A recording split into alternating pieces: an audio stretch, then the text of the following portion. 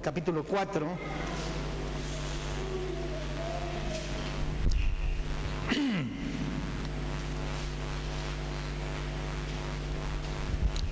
Y nos habíamos quedado hablando sobre cómo los hombres han cambiado el concepto de lo bueno y de lo malo, ¿verdad? Estábamos precisamente en eso. Nos habíamos quedado allá en el versículo 13, nos habíamos quedado ahí, llevábamos 2 semanas en los versículos del 11 al 13 y hoy vamos a leer los versículos del 14 al 16. Primera de Corintios 4, del 14 al 16. Dice la palabra del Señor: no escribo esto para avergonzaros, sino para amonestaros como a hijos míos amados. Porque aunque tengáis 10.000 años en Cristo, no tendréis muchos padres, pues en Cristo Jesús yo os engendré por medio del Evangelio. Por tanto, os ruego que me imitéis. Amén. Hasta ahí la palabra del Señor. Bueno, todo lo que Pablo les ha estado diciendo de una manera sarcástica en los versículos anteriores, ¿verdad? Cuando decía, y bueno, ya estabais saciados, ya sois ricos, ya ojalá reinaseis, ¿no? Y todas estas cosas que él había dicho antes: nosotros somos insensatos, vosotros sois, ¿cómo decía? Prudente en Cristo, nosotros débiles, vosotros fuertes. Bueno, todo este sarcasmo que Pablo utilizó en esta porción de la carta que le escribe a los Corintios no era para avergonzarles, sino porque realmente quería enseñarles, ¿ok? Es la intención de alguien que está instruyendo como si fuera un padre a sus hijos, ¿no? A veces nosotros tenemos que corregir a nuestros hijos y le decimos: pues hijo, ¿Quieres salirte? Bueno, pues salte a ver qué va a pasar, ¿no? Y les tenemos que corregir, les tenemos que instruir, les tenemos que decir lo que es bueno, lo que es malo, porque nuestros hijos a veces no tienen claro lo que está bien y lo que está mal, y hay que instruirles. Y Pablo lo que está haciendo, justamente con estas palabras, es eso. No es con la intención de avergonzarles. Él mismo lo dice claramente: no escribo esto, versículo 14, para avergonzaros, sino para amonestaros como a hijos míos amados. ¿Estaba Pablo enojado con los corintios? Sí, estaba enfadado, porque realmente la iglesia de Corinto estaba haciendo cosas muy feas. Pero cuando Pablo se dirige a ellos y les corrige, les está corrigiendo con amor. No les está tirando la casa encima, sino que está tratando de corregirles. ¿Qué le pasó a eso? Quítale medios. Está tratando de corregirles para que de alguna manera ellos entiendan que no pueden seguir con esa actitud que estaban manifestando. ¿Podía haberlos corregido con fuerza, con dureza? Sí, él era el fundador de esa congregación. Y él tenía autoridad de parte de Dios para haberle corregido con dureza, pero no lo hace así. Él lo hace con amor y lo hace de una manera correcta, para amonestarle como a hijos. De hecho, él los considera hijos, y así se lo dice, ¿verdad? Ahora, el versículo 15, algunos no lo entienden, pero dice: porque aunque tengáis 10.000 ayos, ¿sabéis lo que significa un ayo? ¿Lo que es un ayo? El esclavo que cuidaba a los niños de su señor. Es decir, las familias pudientes tenían lo que nosotros llamamos un instructor, ¿no? Alguien que acompañaba a ese niño donde tenía que llevarlo al maestro que le enseñaba filosofía, lo que fuera, ¿no? Y después lo traía para casa, y el ayo era el responsable del niño. Él pagaba con su vida la vida del niño. Él era el ayo, el que le enseñaba lo básico, lo fundamental, hasta donde el ayo supiera. A partir de ahí ya el ayo tenía que llevarlo a los maestros. Pero el ayo se encargaba de la educación de los hijos.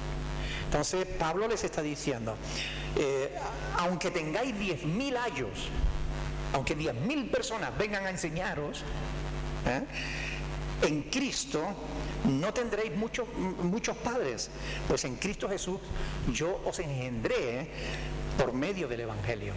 ¿Qué quiere decir esto? Que Él los engendró por medio del Evangelio. Que Él los instruyó.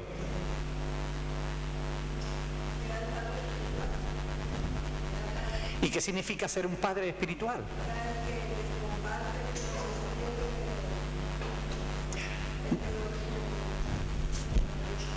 A ver, céntrense. Dice, no tendréis muchos padres. Aunque tengáis muchos ayos, no tendréis muchos padres. ¿Qué hace el Padre? No. Pues en Cristo Jesús yo os engendré. ¿Qué hace el...? Ahí está. Ahí está. ¿Qué significa que los engendró en Cristo? Que los tomó, siendo pecadores como eran, les predicó el Evangelio y los llevó a los pies de Jesús y se convirtieron en cristianos. Nacieron de nuevo. Espiritualmente, Él es su Padre espiritual, porque lo engendró en Cristo. ¿Ok?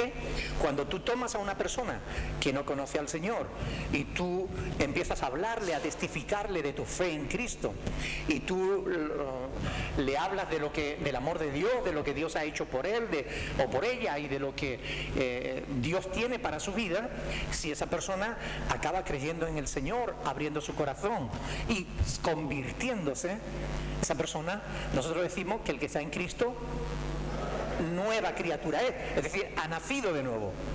Bien, ¿quién es el padre espiritual de esa persona? Pues quien la llevó a los pies de Cristo.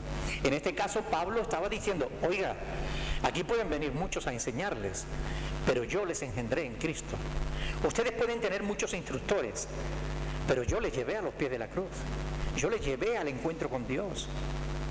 Está como diciendo, reclamando su autoridad de padre para llamarles la atención. Pero como a hijos. Él no los está reprendiendo con dureza, les está diciendo que los considera sus propios hijos. ¿Tenía Pablo hijos? ¿El apóstol Pablo tuvo hijos? ¿Seguro? Algunos no lo saben. El apóstol Pablo no se casó. Él tenía el don de abstinencia. Él no se casó, no necesitaba mujer, dedicó toda su vida al Evangelio, a la predicación del Evangelio. Por tanto, Pablo no tuvo hijos, físicamente hablando, pero tuvo hijos espirituales. Tampoco. Pablo no tuvo hijos.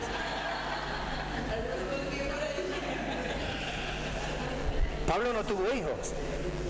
Y lo interesante es que espiritualmente hablando, Pablo tuvo o no tuvo hijos.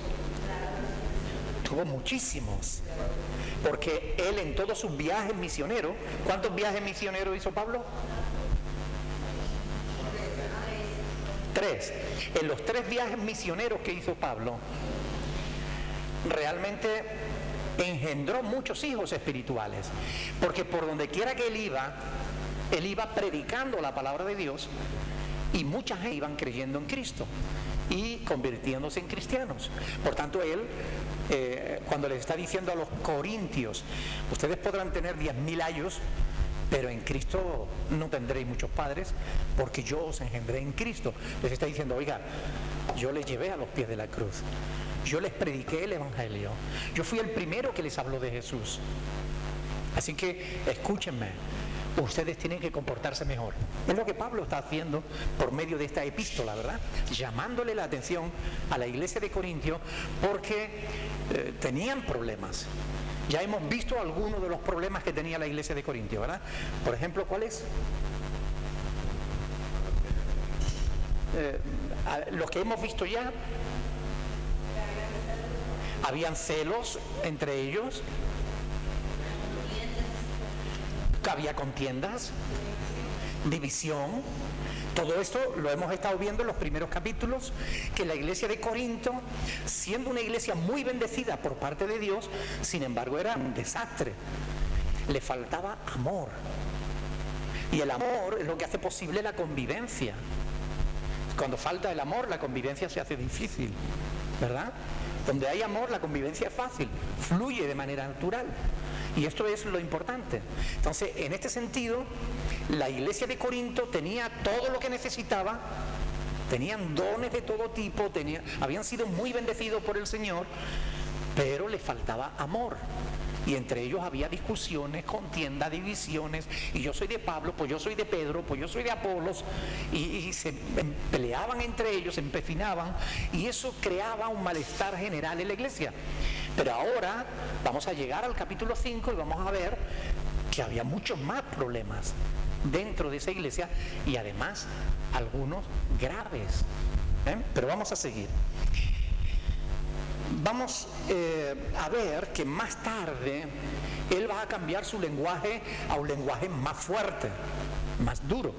Pablo va a llegar el momento en que les va... Vamos a ver, por ejemplo, capítulo 6, versículo 5. Aquí les dice...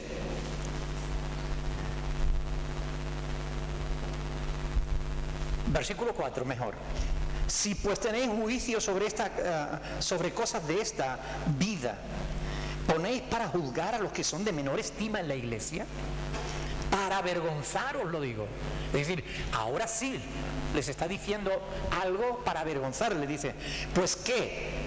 ¿No hay entre vosotros sabio, ni aún uno que pueda juzgar entre sus hermanos? Fíjense que aquí él ha cambiado su tono. Del tono conciliador que tenía al principio, pasa a un tono de amonestación dura, de decir, mire, les estoy diciendo estas cosas no para avergonzarlo, sino para amonestarles en Cristo. Pero ahora le dice, oiga, ¿qué pasa entre ustedes?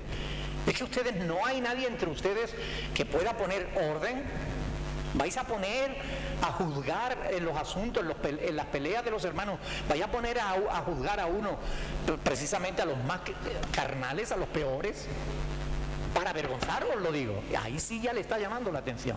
Fíjense, por ejemplo, en el capítulo 15. Miren en el capítulo 15, versículo 34. 15:34. Dice el apóstol Pablo ahí, velad debidamente y no pequéis, porque algunos no conocen a Dios. Para vergüenza vuestra os lo digo. ¿Veis cómo les está amonestando duramente? O sea que a lo largo de esta carta que él les está escribiendo a la congregación de Corinto, Pablo pasa como por diferentes etapas en su estado anímico a la hora de corregirles, ¿verdad? Cuando son cosas pequeñas, pues él les corrige, punto. Pero cuando son cosas importantes, Pablo se pone serio. Y es que no podemos esperar que siempre tengamos la misma actitud. Hay cosas que deben ser reprendidas y hay cosas que no tienen tanta importancia y se pueden simplemente amonestar y ya está. Pero en cada asunto tenemos que ver qué es lo que corresponde. Y Pablo está mostrando con su testimonio, con su forma de actuar, que él está dispuesto a tratarles como un padre. Pero un padre no solamente amonesta al hijo cuando obra mal, sino que lo corrige y lo disciplina cuando insiste en hacer el mal. ¿O no? ¿No corregimos nosotros a nuestros hijos? ¿Y lo hacemos porque no les amamos? ¿O porque realmente les amamos? Justamente por eso, ¿verdad? Si no les amáramos, que el niño se va a caer, que se caiga, déjalo, no nos daría igual, no nos importaría. Si el niño está obrando mal, si está diciendo mal, si actúa mal, pero cuando un padre o una madre le importa porque quiere a sus hijos, lo enseña, lo educa, le corrige, le amonesta, y si el niño lo requiere, le disciplina. Bueno, pues ahora te quito los juguetes y durante todo el día vas a estar en tu habitación. O pues ahora te quito la televisión y no vas a... Le corregimos, le disciplinamos para que el niño aprenda que debe comportarse adecuadamente. Amén.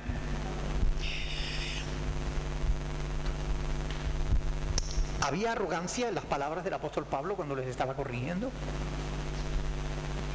En ningún momento. Ni cuando los amonesta, ni cuando los disciplina. En ningún momento Pablo adopta una actitud arrogante.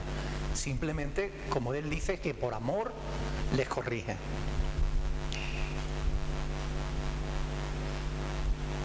Vamos a ir adelante. Por tanto, os ruego, dice Pablo, versículo 16, que me imitéis. No diciendo, yo me porto bien. Pórtense ustedes bien. ¿Ok? Versículo del 17 al 21. Vamos a terminar el capítulo 4. Dice la palabra del Señor: por esto mismo os he enviado a Timoteo, que es mi hijo amado y fiel en el Señor, el cual os recordará mi proceder en Cristo. Estamos en 1 Corintios, capítulo 4, versículo 17. ¿Ok? Por esto mismo os he enviado a Timoteo, que es mi hijo amado y fiel en el Señor, el cual os recordará mi proceder en Cristo, de la manera que enseño en todas partes y en todas las iglesias. Mas algunos están envanecidos, como si yo nunca hubiese de ir a vosotros, pero iré pronto a veros, si el Señor quiere, y conoceré no las palabras, sino el poder de los que andan envanecidos. Porque el reino de Dios no consiste en palabras, sino en poder. ¿Qué queréis? ¿Iré a vosotros con vara o con amor y espíritu de mansedumbre? ¿Queda claro o no? ¿Eh? Os he enviado a Timoteo. Os he enviado. Las formas gramaticales son importantes a la hora de interpretar correctamente un texto, porque nos enseñan, nos ayudan a entenderlo. ¿Los iba a enviar o ya lo había enviado? Ya lo había enviado, pero Timoteo todavía no había llegado. O sea que estaban en camino. Quiere decir como que Pablo envió a Timoteo antes de escribir la carta. O sea, es interesante, porque Pablo, sin saber el grado de problemas que había en la iglesia de Corinto, ya envió a Timoteo. Y después, cuando aquellos corintios vinieron a él, cuando estaba escribiendo su carta a los corintios, recibió visita de algunos corintios y le explican cuál era la situación de la iglesia. Ahí Pablo escribe, alarga su carta y escribe esta segunda parte, donde va a corregir claramente aquellos pecados que había dentro de la iglesia. Y es muy interesante, porque todavía Timoteo no había llegado, pero él ya les está diciendo: os he enviado a Timoteo, que es, fíjense, mi hijo amado y fiel en el Señor.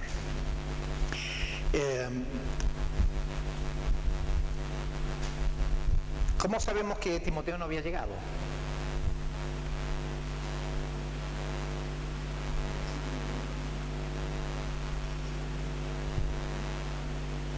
Porque él dice: os he enviado, ¿verdad?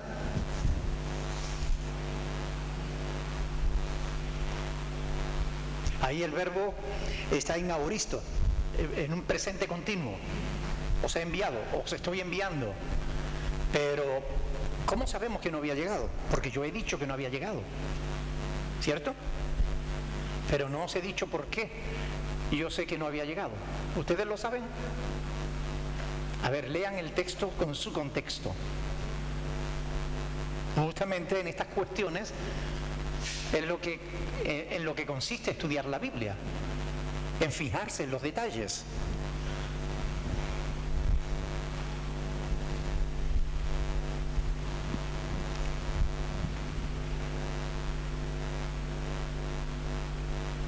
No lo encuentran. Está en ese mismo versículo 17, el cual os recordará. ¿Eso en qué estado está? Futuro. Os recordará, cuando llegue, ¿verdad? Os recordará. Ahora todavía no os puede recordar, pero cuando llegue os recordará. Son detalles que parece que no tienen importancia, pero la tienen porque nos ayudan a entender el pasaje. ¿Ok? Ahora bien, ¿por qué envió Pablo a Timoteo? ¿Por qué no envió a otro de sus colaboradores?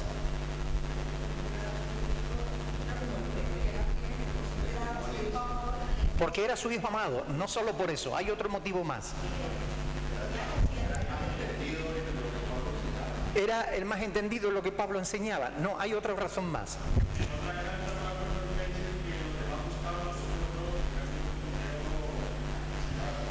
No, hay otra razón más. Carmen. Sí, pero no es la razón.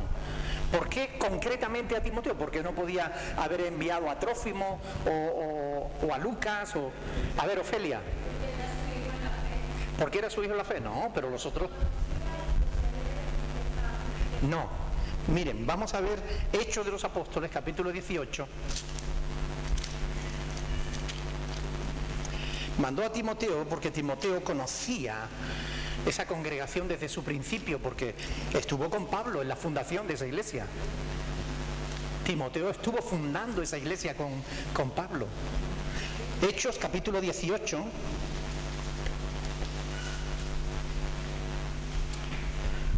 versículo 5. Dice: y cuando Silas y Timoteo vinieron de Macedonia, Pablo estaba entregado por entero a la predicación de la palabra, testificando a los judíos que Jesús era el Cristo. Pero oponiéndose y blasfemando estos, les dijo, sacudiéndose los vestidos: vuestra sangre sea sobre vuestra propia cabeza, yo limpio desde ahora, me iré a los gentiles. Y saliendo de allí se fue a casa de uno llamado Justo, temeroso de Dios, el cual estaba junto a la sinagoga. Y Crispo, el principal de la sinagoga, creyó en el Señor con toda su casa, y muchos de los corintios, oyendo, creían y eran bautizados. Entonces el Señor dijo a Pablo en visión: no temas, sino habla y no calle, porque yo estoy contigo, y ninguno pondrá sobre ti la mano para hacerte mal, porque yo tengo mucho pueblo en esta ciudad. Y se detuvo allí 1 año y 6 meses, enseñándoles la palabra de Dios. Amén. Pero allí estaba Timoteo con él. Amén. Lo hemos leído en el versículo 5, cuando Silas y Timoteo vinieron de Macedonia, se encontraron a Pablo dedicado por entero a la predicación del Evangelio. Timoteo conocía la iglesia de Corintio desde el principio, conocía su fundación y cómo se desarrolló en ese 1 año y medio que Pablo estuvo allí predicando el Evangelio. Por eso Pablo dice: yo soy vuestro padre espiritual, escúchenme, les voy a corregir. Y por eso él envía a Timoteo, porque todo lo que ustedes han dicho, ¿no? Tenía confianza en él, era su hijo amado, todo eso es así. Pero además, porque Timoteo conocía muy bien a los corintios, los conocían y sabían de qué pie cojeaba. Por eso, a la hora de mandar a uno de sus colaboradores, Pablo pensó: no, voy a mandar a Timoteo, que a pesar de ser muy jovencito, él conoce a los corintios, conoce la palabra y espiritualmente tiene más autoridad que otros, porque les conoce desde antes. Y es importante fijarnos en todos estos detalles que nos ayudan. Ahora, fíjense en los calificativos, en los adjetivos que Pablo le da a Timoteo. Dice en el versículo 17 que es mi hijo amado y fiel en el Señor. ¿Por qué usó Pablo estos adjetivos calificativos con Timoteo? ¿Por qué lo describe de esa manera, no? ¿Era necesario? Confiaba en él, sí. Porque lo amaba, sí. ¿Pero por qué lo dice? Efectivamente.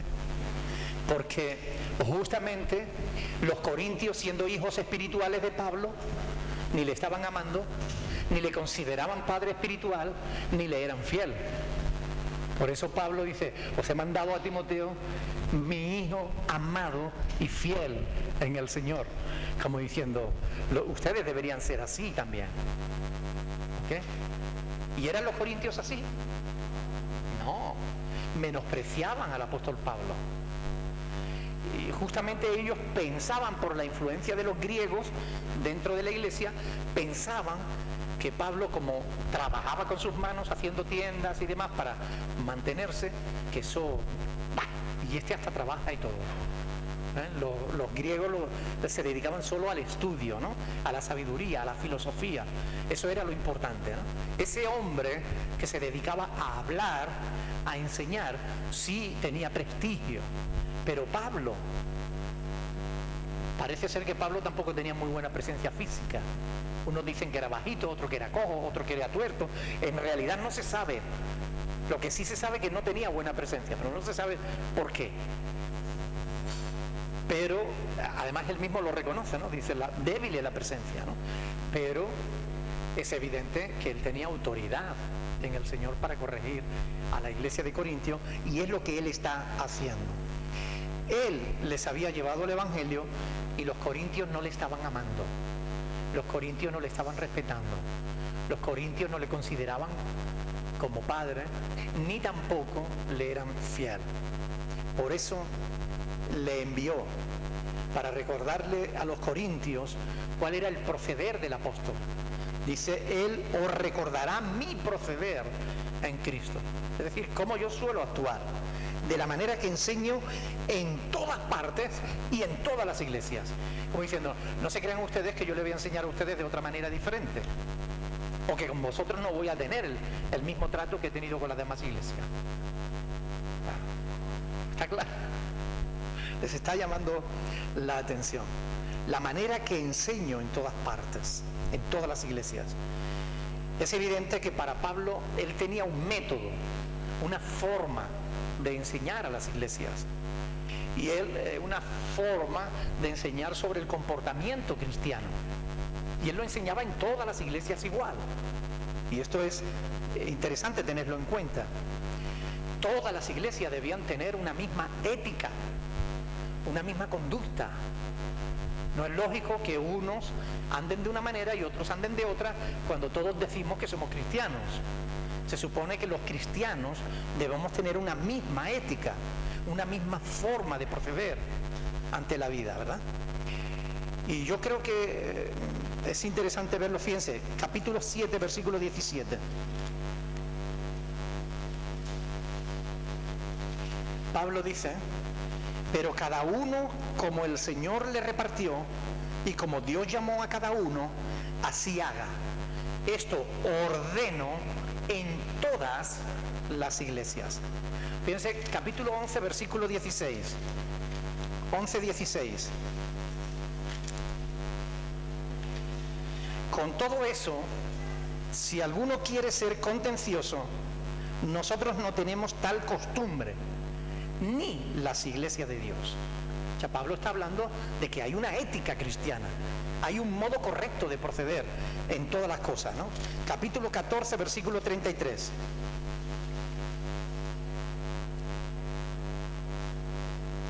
¿33? Bueno, tengo el 33, a ver. Pues Dios no es Dios de confusión, sino de paz.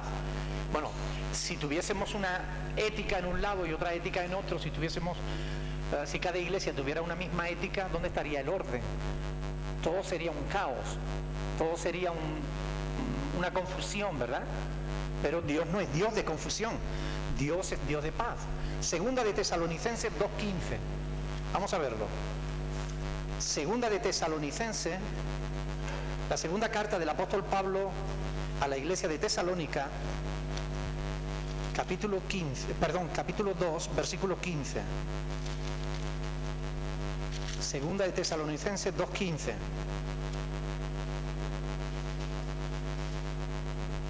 Así que, hermanos, dice Pablo, estad firmes. ¿Y qué dice? Retened la doctrina que habéis aprendido, sea por palabra o por carta. Y la iglesia debe mantener una misma enseñanza, una misma doctrina, una misma ética, una misma forma de proceder. Capítulo 3, versículo 6. Pero os ordenamos, hermanos, en el nombre de nuestro Señor Jesucristo, que os apartéis de todo hermano que ande desordenadamente y no según la enseñanza que recibisteis de nosotros. Amén. Es decir, cuando alguien está creando problemas, cuando alguien no está en el pecado y no está andando conforme a la voluntad de Dios, pues miren, apártense de esa persona porque no es conveniente. Amén. Y es lo que Pablo está corrigiendo aquí, lo que les está diciendo, que tengan cuidado en este sentido.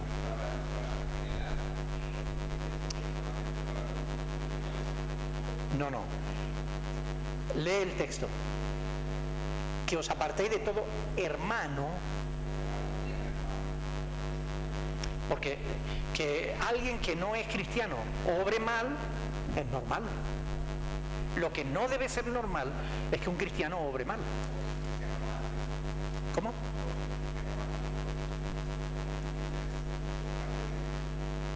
No estoy entendiendo.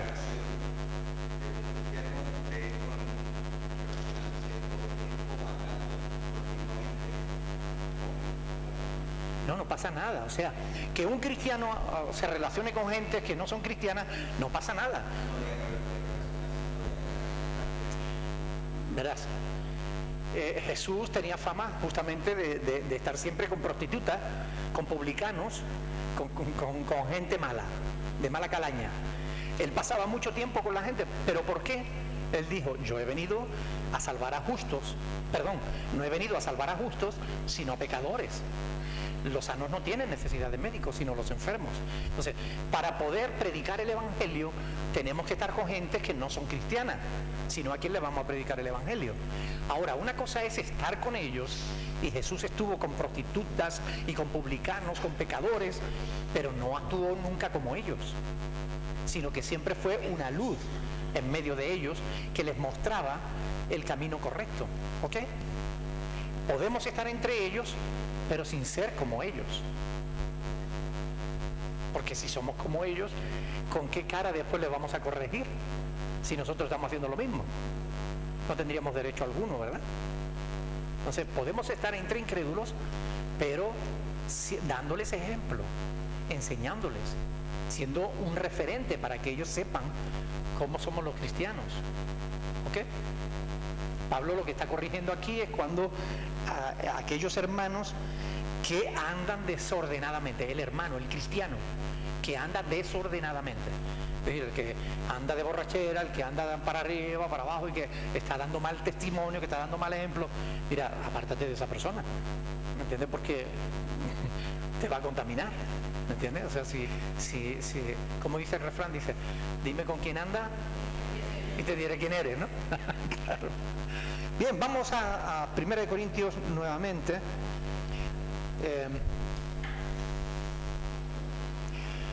¿No creen ustedes que la iglesia, y me refiero a la iglesia universal, a toda la iglesia, ¿no?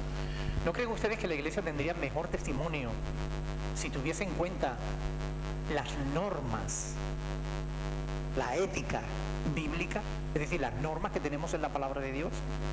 Si todos los cristianos obrásemos conforme a las escrituras, ¿no creen ustedes que la iglesia tendría mejor publicidad?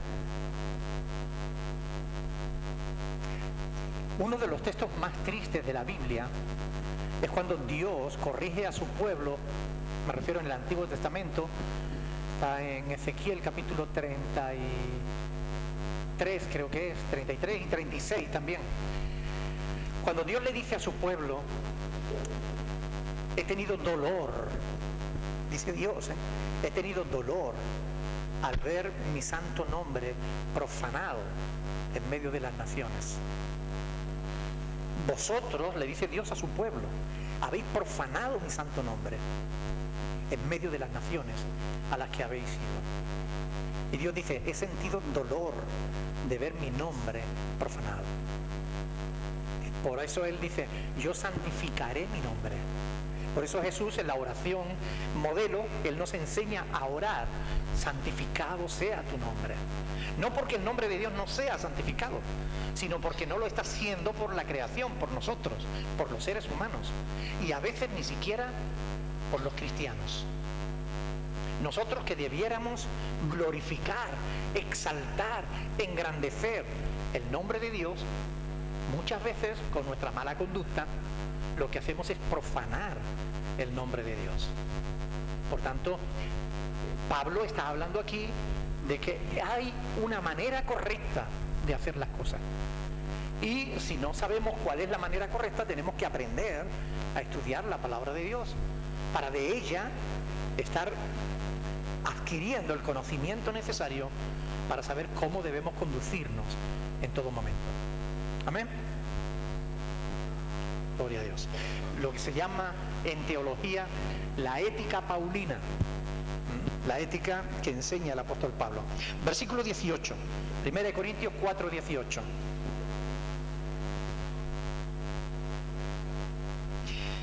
Mas algunos están envanecidos, como si yo no hubiese de ir a vosotros. ¿Por qué creen ustedes que Pablo dice esto? Mas algunos están envanecidos, como si yo nunca hubiese de ir a vosotros.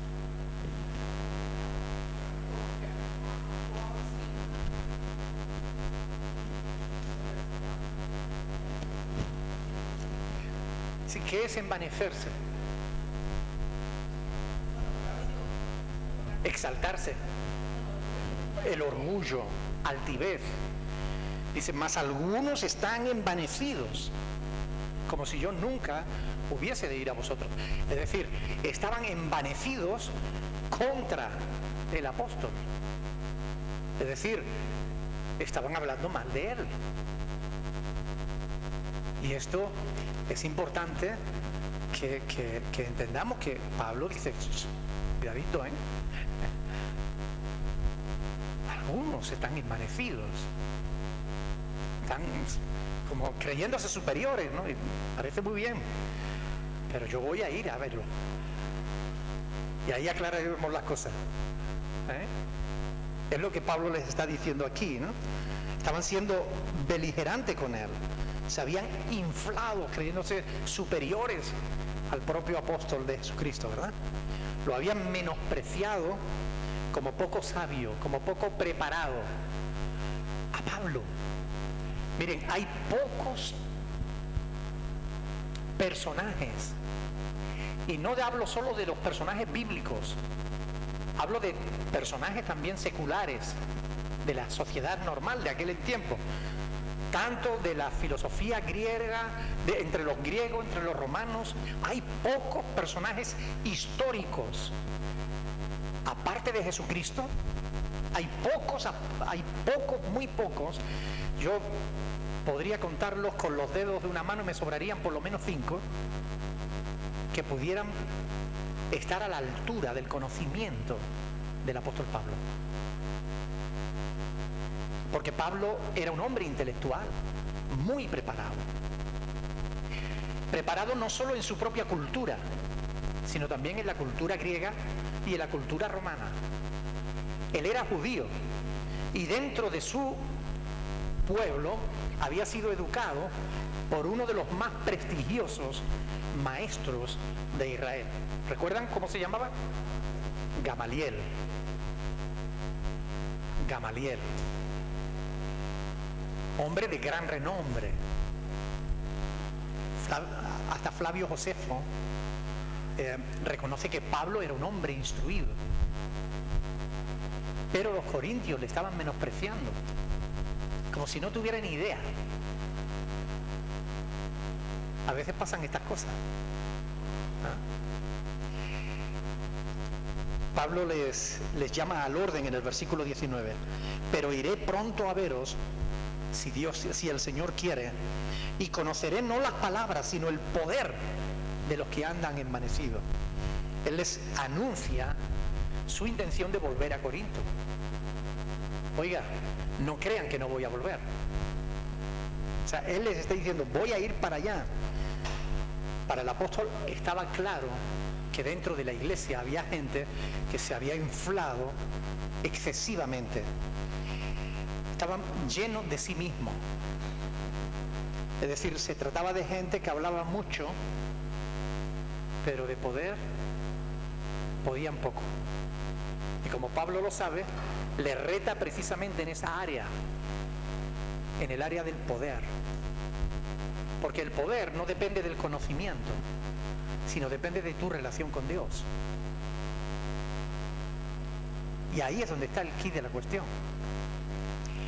Tú puedes enfrentarte a alguien que tenga un gran conocimiento teológico. Yo recuerdo que yo no llevaba mucho tiempo en el Señor, estaba casi recién convertido, y me enfrenté a un teólogo de la Iglesia Católica, teólogo, profesor de teología.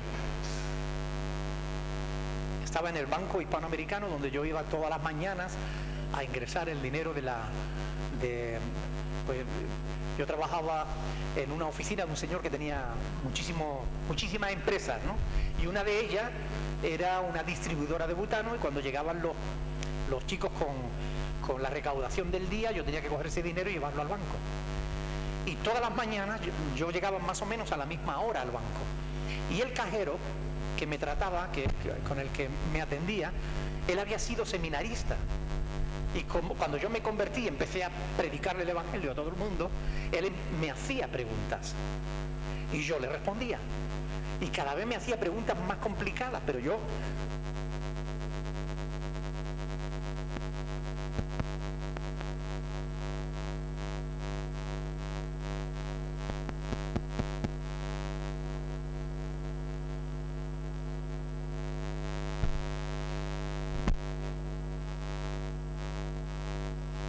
A ver si ahora se oye, ¿sí? Bueno, resucitó. Lo que es la fe, ¿eh? Bueno, pues ese hombre, un día yo llego al banco como cada día y estoy haciendo el ingreso y me dice, ¡hombre! Por fin mis dos padres espirituales. Mis dos padres espirituales. Miro para atrás y había un cura con una sotana hasta el suelo, un señor de unos 60 y tantos años, con una boina bien calada allí. Y resulta que él le hacía una pregunta al otro, el otro me la hacía a mí, y iba de uno a otro y del otro al uno, ¿no? O sea, todos los días me tenía preguntas nuevas, pero era porque le preguntaba al cura. Y el cura le decía, yo soy profesor de teología, soy asesor del obispo, asesor jurídico de la vicaría, y vengo ahora de Roma y voy para Jerusalén y no sé qué, yo enseño teología y no sé cuánto y tal. Claro, yo recién convertido prácticamente, con poquito conocimiento de la palabra, yo me limitaba solamente a soltarles textos bíblicos. Y bueno, fue impresionante, pero al final ese señor se alteró de tal manera que al final tuvo que pedir perdón porque todo el mundo lo miró mal. Él se alteró de tal manera que casi la boina se le cae. Claro, no, es que yo no venía preparado para una discusión teológica. Digo, pero es que yo no soy teólogo. Yo soy un simple cristiano recién convertido. Pero realmente, bueno, el responderle con pasajes bíblicos lo desarmó. Él no estaba preparado para eso. Y era profesor de teología. Mire, cualquiera de ustedes puede hablarle a alguien, que no importa el conocimiento que tenga, si usted está conectado con el Señor, si el Espíritu de Dios está en tu vida, el poder de Dios fluirá. Él te dará palabra, te recordará versículos bíblicos que te ayudarán para darle la palabra que necesite. Y esa persona tendrá que reconocer al final que una cosa es el conocimiento y otra cosa es el poder de Dios. Una cosa es las palabras y otra cosa son los hechos. Amén. Pablo les está llamando al orden. Les está diciendo que bueno, que él va a ir para allá. Ese tema él lo abordó y ya lo vimos en el capítulo 2. Cuando en los primeros versículos del capítulo 2 vemos que él habló del conocimiento, de la sabiduría y de la diferencia que hay entre eso y el poder, ¿verdad? Él dice, yo no he venido a vosotros con palabras de sabiduría y tal, sino con temor y temblor. O sea, el apóstol Pablo fue humilde con los corintios, pero esa humildad del apóstol fue mal interpretada por los corintios. Él dijo, yo no vengo a vosotros con sabiduría. Y claro, los otros dijeron, bueno, este no sabe nada. Y ahí llegó el error de los corintios. Malinterpretaron al apóstol. Desde la óptica del apóstol, las muchas palabras de los corintios era una manifestación más bien de su debilidad espiritual. Por eso él habla de poder. El poder depende de tu relación personal con Dios.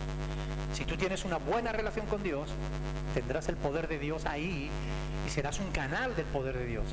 Si no tienes una buena relación con Dios, da igual que te sepas la Biblia en pasta, da igual, no tendrás poder, no llegarás, no tendrás autoridad. Y esto es importante. Son las paradojas del reino de Dios. Porque, fíjense lo que dice ahí, versículo 20, porque el reino de Dios no consiste en palabras, sino en poder. Amén. O sea, no es bla, bla, bla, bla, bla. Oiga, no. ¿Y tu vida? ¿Dónde está tu relación con Dios? Muéstrame tu relación con Dios. Y ahí es donde está. Si cuando uno habla, Dios te respalda o no. Cuando tú hablas, Dios te respalda o no, dependiendo de si tú tienes o no tienes una buena relación con Dios. Amén. Fíjense lo que dice el apóstol Pablo en Romanos capítulo 14 versículo 17, 14-17.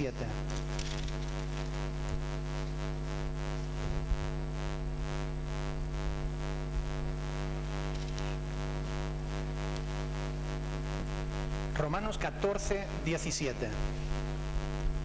Porque el reino de Dios no es comida ni bebida, sino justicia, paz y gozo en el Espíritu Santo. Amén. En el Espíritu Santo. Justicia, paz y gozo en el Espíritu Santo. Eso es el reino de Dios. No son palabras. No es comida, no es bebida, no. El reino de Dios es justicia. Es que obres bien. Eso es justicia. Obrar conforme a lo que es justo, a lo que es bueno. Justicia. Paz. Para el apóstol, el reino de Dios, ¿qué es? ¿Presente o futuro?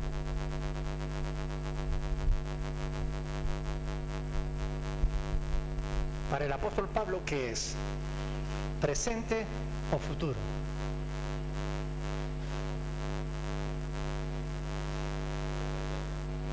Para Javier, presente. ¿Están de acuerdo? Sí. En el día a día. Presente. O sea que el reino de Dios ya está.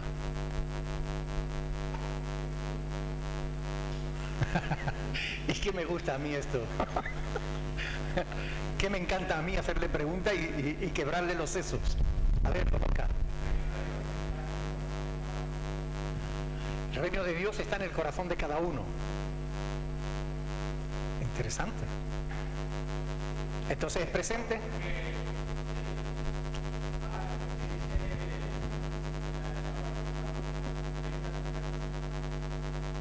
Venga a nosotros tu reino. Muy interesante. ¿Están de acuerdo? ¿Cómo que no?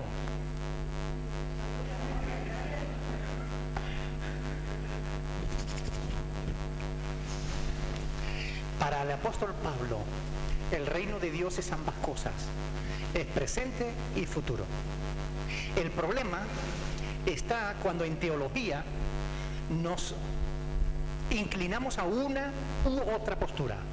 Si decimos que es presente y no futuro, nos equivocamos, porque estamos viendo solamente una parte del reino de Dios. Si decimos que es futura y no presente, nos equivocamos, porque estamos viendo una parte y no la otra. El reino de Dios es presente y futuro, y ahora les explico por qué. Efectivamente, el reino de Dios es presente en la vida de aquellos que le entregan su vida a Cristo, porque de verdad Cristo viene a gobernar nuestra vida. El Espíritu de Cristo está en nosotros. Amén. Por tanto, si Cristo gobierna en tu vida por el Espíritu Santo, el reino de Dios está en ti. Por tanto, es presente en ti. Pero el reino de Dios también es futuro, porque el reino de Dios se hará visible en la tierra. Se hará visible. Cristo estará reinando. La palabra de Dios dice que Él volverá y gobernará desde Jerusalén a todas las naciones. Esto está escrito en la palabra de Dios. Así que eso ha sucedido. Por tanto, es futuro. Pero el reino de Dios es presente en la vida de aquellos que creen en Jesús. Pero que Jesús no está gobernando ahora mismo en todo el mundo, ¿verdad? Él puede gobernar. De hecho, Él es el Rey de Reyes y Señor de Señores. Pero no está interviniendo en todos los asuntos de la tierra ahora mismo. No ha establecido su reino aquí de una manera física, pero lo hará. En Apocalipsis 20, Él lo dice claramente, y el mismo Señor Jesús lo anunció. ¿Se oye mal? Sí. Entonces el mismo Señor Jesús lo anunció en Juan capítulo 14, ¿verdad? Son las cuestiones del directo y de no cargar las pilas. Es verdad, estuvo de campamento.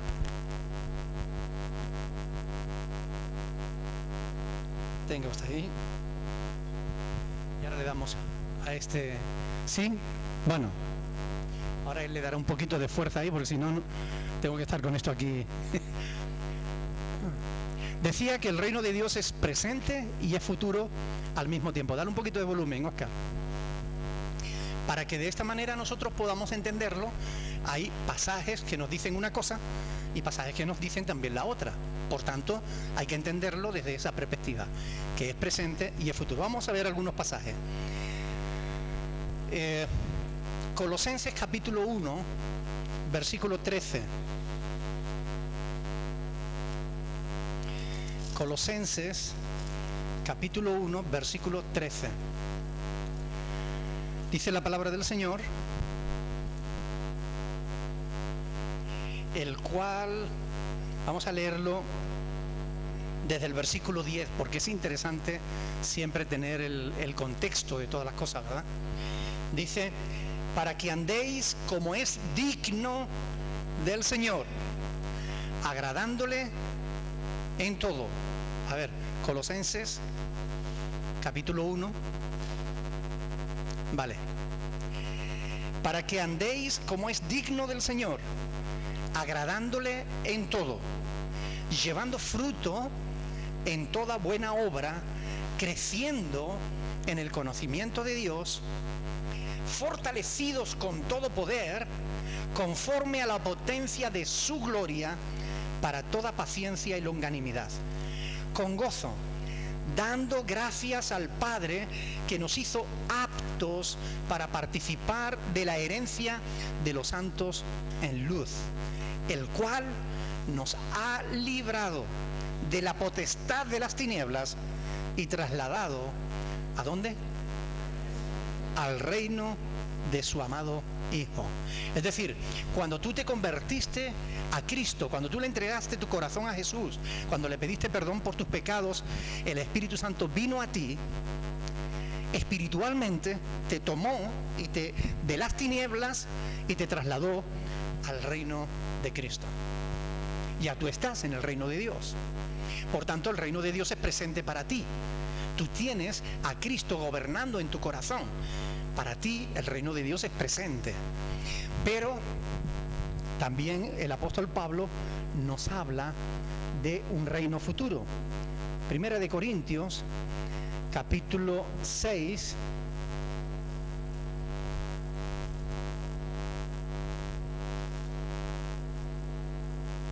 versículo 9. Puedes darle un poquito de volumen, Oscar, para que yo no tenga que estar acercándome esto mucho. ¿No sabéis, dice el versículo 9, no sabéis que los injustos no heredarán el reino de Dios? No heredarán, futuro, el reino de Dios. No erréis, ni los fornicarios, ni los idólatras, ni los adúlteros, ni los afeminados, ni los que se echan con varones, ni los ladrones, ni los avaros, ni los borrachos, ni los maldicientes, ni los estafadores heredarán el reino de Dios. Está hablando en tiempo futuro. Capítulo 15, versículo 24. Capítulo 15, versículo 24.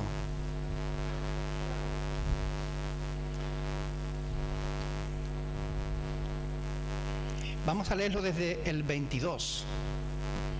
Porque así como en Adán todos mueren, también en Cristo todos serán vivificados, pero cada uno a su debido orden. Cristo las primicias. Luego, los que son de Cristo, ¿cuándo? En su venida. ¿Ha vuelto Cristo? Todavía no. Muy bien. Luego, el fin. Fíjense bien. Luego, el fin. Cuando entregue el reino al Dios y Padre, cuando haya suprimido todo dominio, toda autoridad y toda potencia. Amén. ¿Cuándo ocurrirá eso? Al fin. Luego, el fin. Al fin, entregará el reino al Padre. Fíjense, 15:50.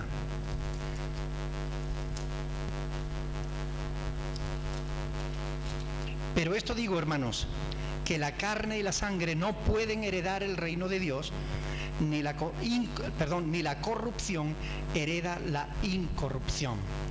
Gálatas 5:21, un poquito más adelante, Gálatas 5:21.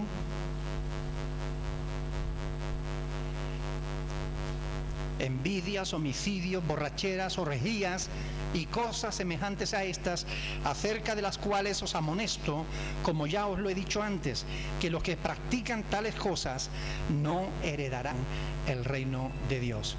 Romanos 14:17.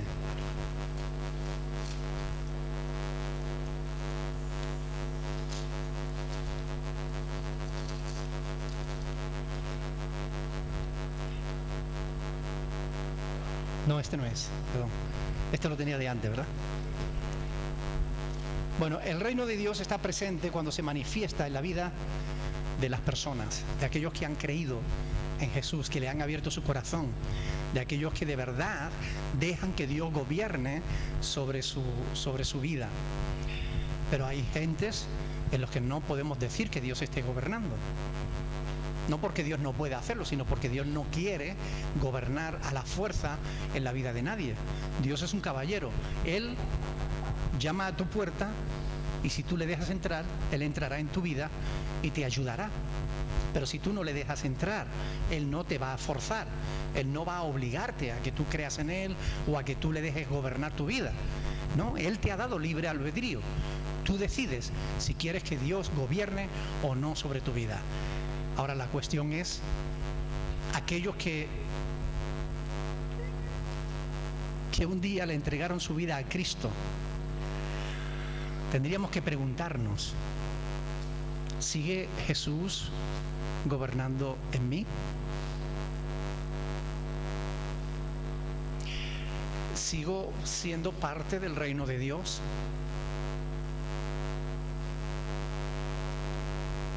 ¿Ando de acuerdo a su voluntad, siguiendo sus indicaciones? ¿O me guío de mi propio deseo, de mi corazón? ¿O me guío de de lo que me dicen los demás, tenemos que reflexionar, ¿verdad? Porque si decimos que el reino de Dios es presente para aquellos que le entregan su vida a Cristo, muchos de los que estamos aquí le entregamos nuestra vida a Jesús, ¿verdad?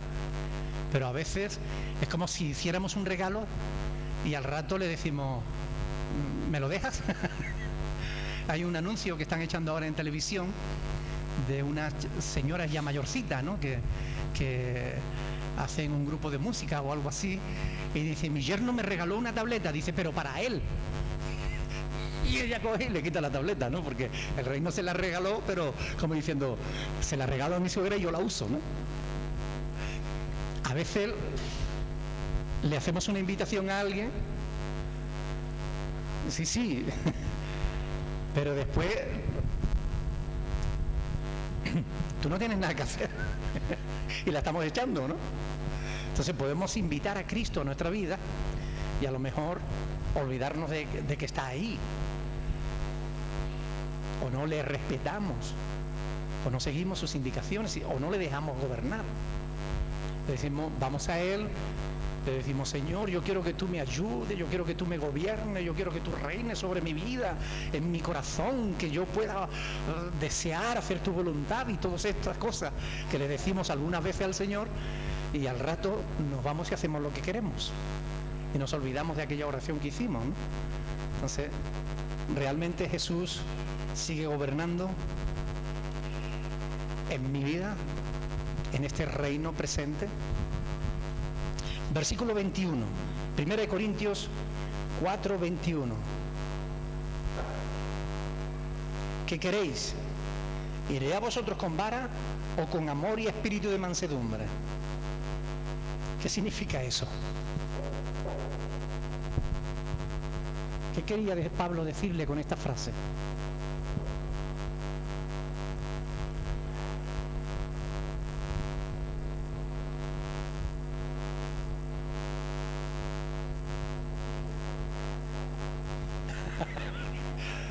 Que su próxima visita va a depender un poco de la actitud que ellos adopten, ¿verdad?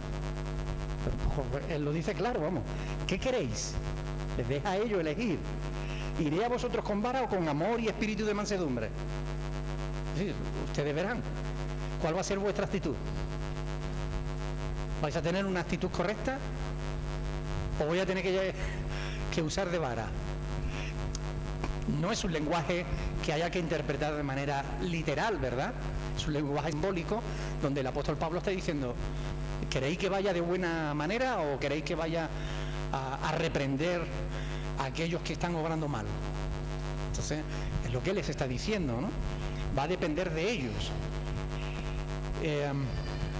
La vara, de la que habla aquí Pablo, es ese instrumento que el maestro utilizaba para llamar la atención de los alumnos, ¿no? De los discípulos, ¿no? Una vara como la del director de orquesta, ¿no? Nos da unos golpecitos antes de comenzar para que todo el mundo preste atención a eso. la vara de la disciplina.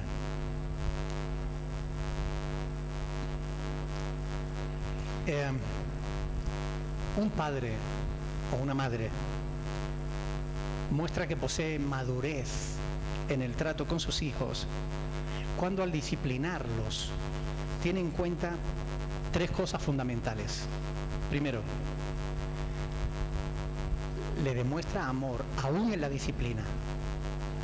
Yo recuerdo que muchas veces cuando yo llegaba a casa del trabajo y Montaña me decía, papi, que el niño se ha portado mal, que no sé qué. Yo llamaba al niño, hablaba con él y lo primero que le decía era, tú sabes que yo te quiero, ¿no? Pero te has portado mal y tengo que corregirte. Pero siempre le recordaba, tú sabes que te quiero, ¿no? Mi hijo tiene 22 años, el más chico ahora, y yo todavía sigo diciéndole, tú sabes que yo te quiero, ¿no? Siempre que tengo oportunidad se lo digo. Porque es importante que los niños sepan que tú le amas. Porque eso le ayuda a fortalecerse. Mostrarle amor, aún en medio de la disciplina. Segundo, Usar la disciplina como un medio de enseñanza, no de castigo.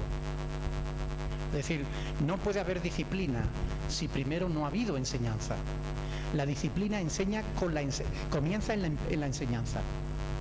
Yo le decía a los niños, mira, a ver, la primera vez que hacían alguna cosa, yo les decía, vengan para acá. Mire, esto no quiero que lo hagan. No quiero que lo haga por esto, por esto, por esto y por esto. Le daba varias razones. Y después le preguntaba, ¿lo has entendido? Bueno, yo te lo voy a volver a explicar. Y se lo explicaba una y otra vez. Y le volví a preguntar, ¿estás seguro de que lo has entendido? Bien, dado que lo has entendido, la próxima vez que lo haga yo entenderé que estás revelándote y que lo estás haciendo sabiendo que está mal. Por tanto, atente a las consecuencias. Si te comportas mal, tendrás consecuencias. Primero la enseñanza. La primera vez que el niño o la niña hace algo mal, no puedes ir y soltarle un tortazo y encima ni siquiera explicarle por qué. No, mire, hay que enseñarles. No, esto está mal por esto, por esto, por esto. Pero hay que corregir, a los hijos hay que corregirlos. Porque si no los corregimos, como dicen los proverbios, después son vergüenza de los padres. Avergüenzan a los padres. ¿Verdad? Algunos dicen que sí, y yo no quiero mirar a los hijos.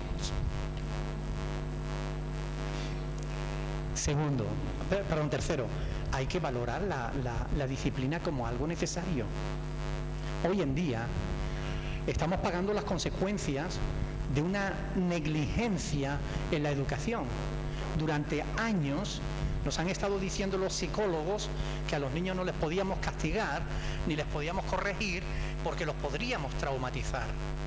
Pero mire, los niños necesitan disciplina, los niños necesitan corrección, los niños necesitan enseñanza. Ahora mismo, ustedes ven en televisión niños que les pegan a los padres, niños que rompen puertas, que dan patadas, que los cambian de 23 colegios y los padres siempre están culpando a los maestros. Pobrecito mi hijo. Pero claro, si tú no educas a tu hijo en casa, tu hijo no va a saber comportarse en la escuela. Y esto es importante tenerlo en cuenta. Los niños desde que son bebés ya entienden. Algunos no creen eso. Pruébenlo. Los niños desde que son bebés ya entienden. Si tú les hablas con cariño, les hablas despacio, les hablas bien, los niños entienden perfectamente. Quizás no sepa expresarse, pero está entendiendo perfectamente. Y hay que tenerlo en cuenta. Pablo está tratando a los corintios como si fueran sus hijos. Por eso él los reprende y les disciplina. Y les está anunciando, ¿qué queréis? ¿Voy a vosotros con vara? ¿O me vaya a respetar? ¿Ah? Y esto es importante. O iré con espíritu de mansedumbre. Pablo tenía la intención, parece ser, de acabar su carta aquí, en estos 4 capítulos. Aquí es donde parece que iba a terminar Primera de Corintios. La epístola iba a terminar aquí. Pero ocurrió algo cuando Pablo estaba escribiendo esta carta. Y ahora lo vamos a ver en el capítulo 5. Antes de que Pablo terminara esta carta, recibió visita de algunos corintios que le contaron las cosas que estaban sucediendo en la iglesia. Y por eso Pablo continúa del capítulo 4, pasa al capítulo 5, 6, 7, 8, 9, 10 y escribe la carta hasta el final. Y es interesante tenerlo en cuenta porque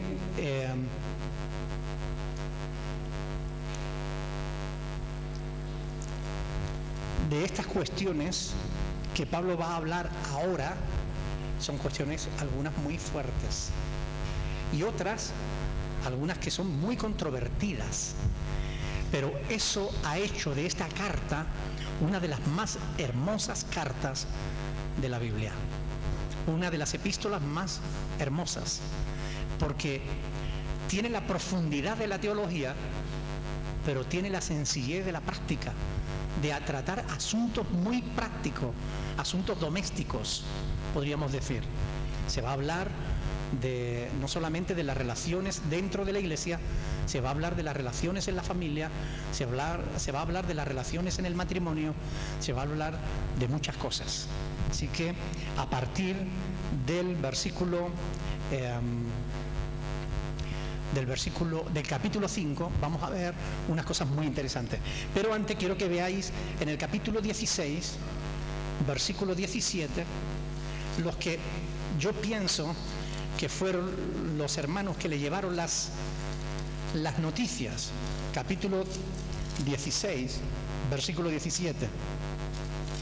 Dice: me regocijo, dice Pablo, con la venida de Estéfanas, de Fortunato y de Acaico, pues ellos han suplido vuestra ausencia. Es decir, me regocijo con la venida de estos tres. O sea que Pablo recibió la visita de estos hermanos, que fueron justamente quienes le informaron de lo que ahora vamos a ver en el capítulo 5. Pablo va a responder a cuestiones que ellos le cuentan de manera verbal, pero también a cuestiones que ellos le plantean por medio de una carta que traen de la iglesia de Corintio. ¿Ok? Así que vamos a los capítulos del 5, capítulo 5, versículo 1, hasta el capítulo 6, versículo 20. Pablo va a estar respondiendo asuntos que estos tres hermanos de Corintio le habían relatado de la iglesia. Pero a partir del capítulo 7, versículo 1, hasta el capítulo 16, versículo 4, va a estar respondiendo a asuntos que le escribieron una carta. Es decir, los corintios se sentaron y le escribieron al apóstol una carta haciéndole preguntas, haciéndole consultas. Y el apóstol va a responder a esas preguntas, a esas consultas que le han hecho. Del 16 en adelante, lo que tenemos es justamente las salutaciones y demás. Ahora vamos a ir al capítulo 5.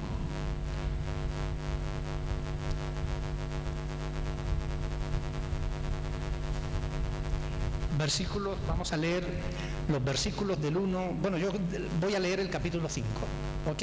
Porque tenemos que leerlo entero para tener un poco el contexto de lo que estaba pasando y qué es lo que Pablo dice al respecto de esto. Capítulo 5, versículo 1. Oh, perdón, ¿son las 10 menos 10? ¡Ay, Señor! Perdón, se me fue el santo al cielo.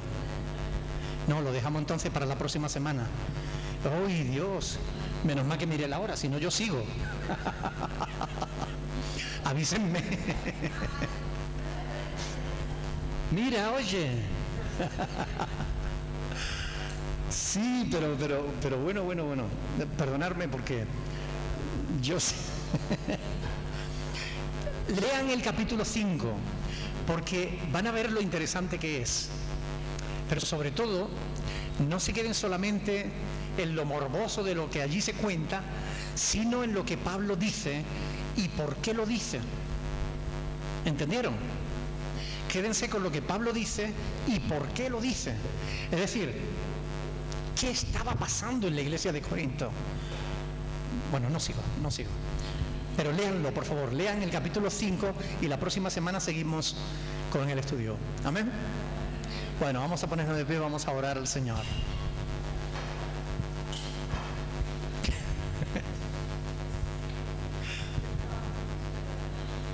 Sí. Bueno, recuerden que tenían que recordar.